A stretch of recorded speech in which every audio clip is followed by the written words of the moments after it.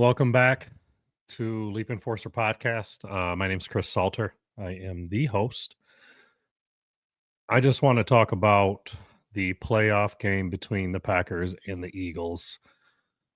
Whatever we just watched, that it was embarrassing as a Packers fan. We didn't come to play. Injuries mounted up during the game, and we had some injuries before the game. Not an excuse. Game plan was terrible. The players weren't ready, in my opinion. I don't even know where to start with this. So we'll get into some of the injuries first. I mean, we already had Watson and Jair out, which we knew about. We lost Elgin Jenkins the first quarter. That killed us. He's so pivotal for our run game and our pass game. Love had no time. We couldn't get a lot of the run game going early. So it forced us into a lot of second and longs, third and longs. Had a lot of penalties, so we were playing from behind the sticks the whole game. So just a lot of mental mistakes. That left guard position, it really hurt us. So that's something that it kind of killed us from the beginning. With during the game, we did lose Dobbs earlier. We lost Reed later in the I think it was third quarter, I believe. Quay went down, Josh Myers went down. Jacobs had some stuff going on in the fourth quarter. We had a lot of injuries going on during the game. Not an excuse. We did not show up to play. I do think a lot of this has to come back on Matt LaFleur and Jordan Love. Matt LaFleur, clock management and play calling have to be questioned. They just have to be. He came into a very good position with Rodgers and Devontae. We had a solid team when he came in. We couldn't get over the hump. We still couldn't get over the hump with LaFleur. If you look at today's game, at toward the end in the fourth quarter, Love, we're 3rd and 3. We do a run, and the box is loaded, and we run with Emmanuel Wilson. Stops him. We're on 4th and 3. We throw a ball to a wide receiver, Malik Heath. Should have came down with it. He was also kind of fading out of bounds when the ball was thrown. So it was a tough catch. He had to get his feet down. He should have got his feet down. But again, we should have never ended up in that position. The 3rd and 3 play calling, that play call with Emmanuel Wilson, it was terrible. I don't know why you'd run the ball there with the box loaded. Also, in the fourth, Jordan Love and Matt LaFleur, our tempo, I feel like we started to hit shots like in the fourth, but I also feel like a lot of it had to do with our tempo. When we get up tempo a little bit, instead of letting the play clock go all the way down to 2-1-0 and then hiking the ball, I do feel like it kind of catches the defense. It doesn't allow them a breather. I feel like our tempo toward the end of the game, had it been like that at the beginning of the game or earlier in the game, I think it would have made a little bit of a difference while we had our guys that didn't get hurt. Dobbs, Reed, like when we had those guys that we could throw the ball to earlier, I just feel like our tempo, it's so slow. I feel like our play calling by LaFleur is very, very, very elementary. It's a very simple play call that he was doing today as far as our run options, our pass options. I feel like everybody knows what you're going to do, whether you're going to run the ball or pass the ball. I feel like some of the misdirection and some of the fakes and things, everybody knows what you're going to do now. It's the same thing over and over and over again. I just feel like we have to be somewhat like we have to hold some of these guys accountable. I don't know who's going to be held accountable. Who's going to hold LaFleur accountable? Is it Goot? Love played this year like an average quarterback. Okay, he was an average quarterback. He's paid like a top, 5 quarterback, but he played average at best. I mean, looking at some of these things, he is overall ranked 19th in the league, 19th in pass yards. He's got 11 picks. You're paying him top 5 money, but he's giving you average results. Is this play calling? What is this? Is it just that the team, like the defensive coordinators, know what Love's going to do? Do they know what LaFleur is going to do? LaFleur hasn't been able to get the Packers over the hump the last, well, since he's been there. I mean, we had Rodgers, Devontae, you know, record years, still couldn't get over the hump. Why should we believe that LaFleur will get Green Bay over the hump? He's got a winning record. Great. He came into one of the best positions in pro football. You got a quarterback, you had wide receiver, you had a solid team. We got Love now. Love's average. I think he showed glimpses of being great. Don't get me wrong. I think his ceiling is very, very high. But you have to look at the statistics this year. He's not decisive. He doesn't make the throw when it's there. One of the picks today, he overthrew Kraft. Kraft is wide open. Take the underneath route. What are you doing? I understand. I mean, the pick at the end, throwing it to Melton, I understand that today. But some of those picks are unnecessary. Slay made a great play on that one when he was throwing it. I believe he was throwing it to Wicks, if I'm not mistaken. And Slay picked that one off. But he won't take the underneath routes. Also, if you look at the tempo toward the end of the game, he was checking the ball down. That allowed us to get positive yards. It allowed us to try to stay out of these holding penalties, these positions where he's holding onto the ball too long. And then he wants to go right. He wants to go up in the pocket. Then he wants to drop back in the pocket. Then he wants to go right. Then he wants to go left. As an offensive tackle, you really don't know what direction you're going to block this guy. You block him left and he goes, you just don't know. And then you got to hold him because you're like, Love's, rolling to the left. I didn't know he was out there. I just think that at the end of the day, we beat ourselves today, but we've done that all season. Top teams, the Packers just can't compete. Yeah, we lose by 4, we lose by 3, we lose by 10. We still lose. A loss is a loss. When you look at wins and losses in the standings, nobody cares how many points. It's a loss. KC, yeah, I think they've won the most one-score games in the last, year and a half? Cool. They're winning. They've won Super Bowls. Nobody cares about the points. They're winning. That's what matters. I just wonder what our next step is in this system. I think that the draft, they really need to focus on. I think we need a corner because I don't know what's going to happen with Jair. I think Nixon may be one of the worst contracts that was signed recently.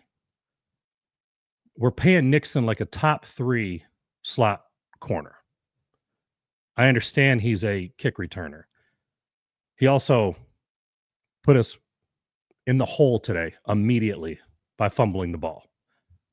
He brings the ball out sometimes. You're just like, what are you doing? Just take a knee. Let us start fresh. He tries to do too much at times, and it cost us today. It killed us from the beginning.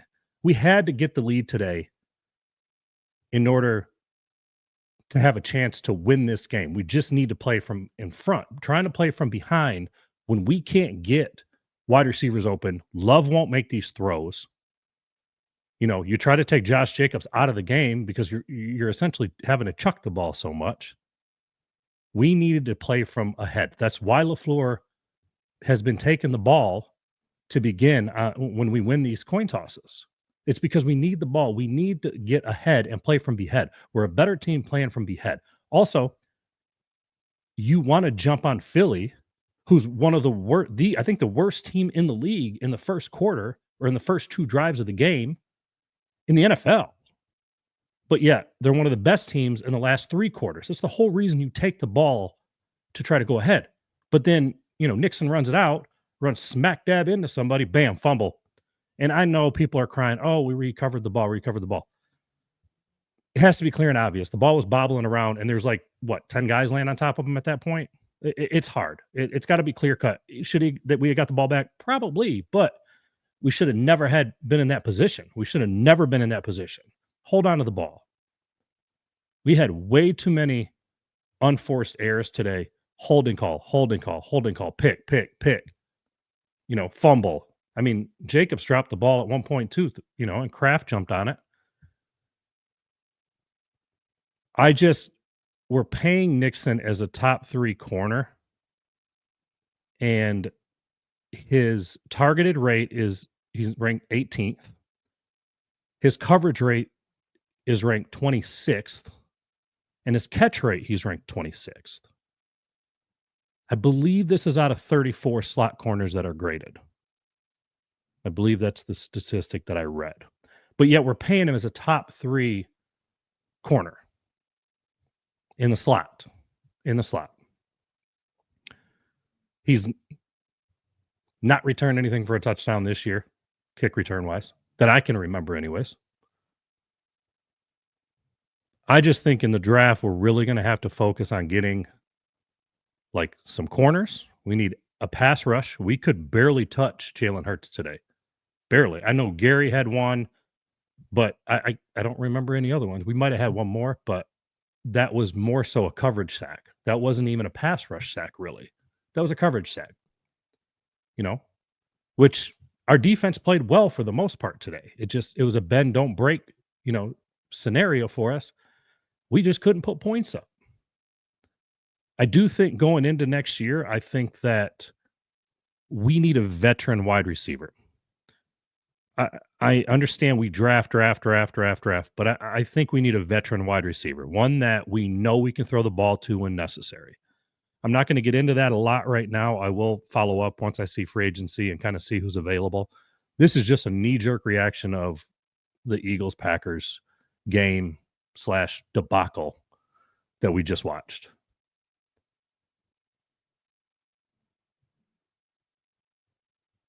I'm disappointed in how the season ended. I kind of seen this coming with Philly. Philly's tough. Philly is good on all levels. They're good on the offensive side of the ball, running the ball. Hurts will throw if he needs to. I mean, Barkley didn't even have a day. A.J. Brown didn't. I think he had, one catch? It's not like we just allowed them to just, torch us. Barkley went down at the end. He probably could have padded his stats a little bit and, made the score look a little bit worse than what it actually was. But I kind of had a feeling it was going to be about a 10-point game. My projection was 28-17 Eagles. So it was close. I just felt like we would have been able to put up more points. Jalen Hurts really didn't throw the ball well, but yet they beat us easily. I think the score makes it look closer than it actually was. I mean, I felt at halftime, I thought we were down 28-0, to be honest with you. But that's just my knee-jerk reaction. I do think Philly, I had halfway through the season, I had Buffalo, Philly in the Super Bowl. I'm not going to go off those picks, but I will follow up later in the week with episode kind of going over all the wild card games. I just want to give my knee-jerk reaction to this game that we just watched, if you want to call it that. It's embarrassing. As a Packers fan, I'm embarrassed for the players. I'm embarrassed for the team. I'm embarrassed for the organization. I'm embarrassed for the fans. But we're just fans. And I'm just giving you my opinion. Doesn't mean anything. But I am passionate about this team. I'm passionate about these players. I love the Packers. I love football. The product that was on the field today was embarrassing. It's embarrassing for everybody that's involved. And I don't know how any of those guys hold their head high. Coop played well. Josh Jacobs played well. Had one of the meanest runs I've seen all season. But outside of those guys, I don't know who else I would give flowers to today. Not Matt LaFleur. His play calling was terrible today. Terrible. Jeff Hafley, hats off to you. You've made this defense 100 times better than it was last year with Joe Barry. It's one of the best ads we had. Josh Jacobs, McKinney, Jeff Hafley, it's a great offseason. I hope we follow it up this year. We got to make a move. We got to add. We need a wide receiver that's been there, done that. We need a veteran in the locker room. It's great to be the youngest team last year in the playoffs and the youngest team this year in the playoffs. That's great. Not if we're not moving on. It's all about winning. We're not winning. We're making the playoffs, cool. Just to get embarrassed this year. Again, it's my reaction. I'll follow this up during the week. If you do happen to watch this, I do appreciate it. It will be on YouTube. It will also be on Spotify. I will post it on my Facebook. If you do happen to watch it anywhere, please feel free to follow me on YouTube and Spotify, Instagram, TikTok, wherever you see it. I do appreciate it. I do this for fun. I like talking football. Hopefully you guys, comment, leave a message, leave a question if you have anything. I will be glad to answer it. I will try to follow up if I can. So again, it's always go Pack go. They're always going to be my Packers, win or lose. But tonight was embarrassing. Go Pack go. Watch this game tonight. I think it's going to be a shootout. It's going on right now. So I'm going to go watch the rest of the game.